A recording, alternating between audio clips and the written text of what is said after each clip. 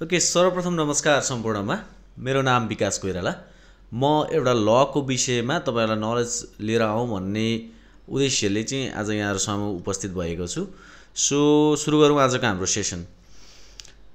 पहिलो कुरो म के भन्न चाहन्छु भन्दाखेरि करार सम्बन्धी कानुनको एउटा विषयमा म कुरा गर्न चाहन्छु, जहाँ शून्य करार र बदरयोग्य करारको बारेमा कुरा गर्न चाहन्छु। शून्य करार भनेका तिनै करारहरू हुन् जुन वास्तवमा करार बनेकै थिएन, सम्झौताको चरणमै त्यसले केही करारीय तत्त्वहरू चाहिँ अनुपस्थित गरायो अथवा त्यसले चाहिँ त्यो कन्डिसन्स छ त्यसलाई भायोलेट गरायो भनेदेखि त्यस्ता किसिमका करारहरू चाहिँ शून्य करार मानिन्छ, जसलाई अंग्रेजीमा void ab initio पनि भन्ने गरिन्छ। त्यो शून्य करारहरू हुनका लागि जस्तै हामीले उदाहरणको रूपमा लिन सक्छौं, कसैले कसैलाई विवाह गर्नलाई रोक लगाउने खालको चाहिँ सम्झौता गर्न खोजियो हैन, अथवा कुनै पनि किसिमको संविधानले प्रदत्त गरेको चाहिँ नि मौलिक हक अधिकारलाई प्रयोग गर्नबाट वञ्चित गर्न खोज्यो भनेदेखि त्यस्ता किसिमका करारहरू चाहिँ सम्झौता मात्र हुन्छन् र ती चाहिँ करार भइसकेका हुँदैनन्। सो जुन कुरा शून्य भयो, सुरुवातबाट शून्य भयो, ती शून्य भएका चाहिँ सम्झौताहरूलाई शून्य करार भनिन्छ।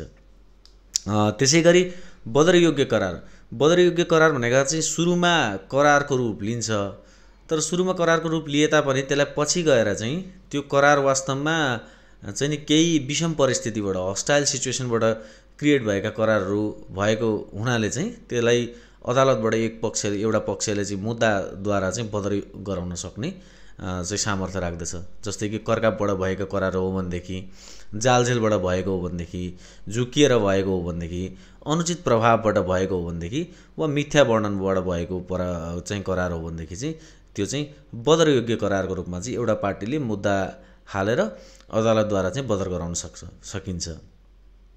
सो वास्तवमा हो के भन्दाखेरि चाहिँ अब करकाप भनेको करकापको स्थिति सिर्जना गरेर गरिएको करार। दोस्रो चाहिँ अनुचित प्रभाव भनेको चाहिँ कस्तो भन्दा एकले अर्कालाई अनुचित किसिमको प्रभाव जमाएर गरिएको करारहरू। तेस्रो भनेको झुकिएर, कुनै विषयवस्तुमाथि झुकिएर गरिएको करार छ भनेदेखि त्यो पनि तपाईको बदरयोग्य करारको रूपमा चाहिँ बुझ्नुपर्ने हुन्छ। त्यसैगरी अर्को भनेको चाहिँ जालझेलपूर्ण तरिकाबाट चाहिँ कुनै पनि किसिमको करारको सिर्जना भएको छ भनेदेखि त्यो पनि बदरयोग्य करार हुन जान्छ र अदालतको निर्णयद्वारा चाहिँ आफ्नो दुईटै पक्षले आफ्नो जिम्मेवारीबाट मुक्त हुन पाउने व्यवस्था रहेको छ। त्यसैगरी मिथ्या वर्णन भनेको चाहिँ झुटो कुराको वर्णन गरेर यदि करारमा कसैले कसैलाई पारेको छ, करार सम्झौतामा चाहिँ प्रवेश गरेको छ भनेदेखि त्यस्ता किसिमका करारहरूलाई चाहिँ फेरि पनि मुद्दा हालेर बदर गराउन सकिन्छ। बदरयोग्य करारको रूपमा चाहिँ हाम्रो मुलुकी देवानी संहिता 2074 ले यो कुराहरू उल्लेख गरेको छ।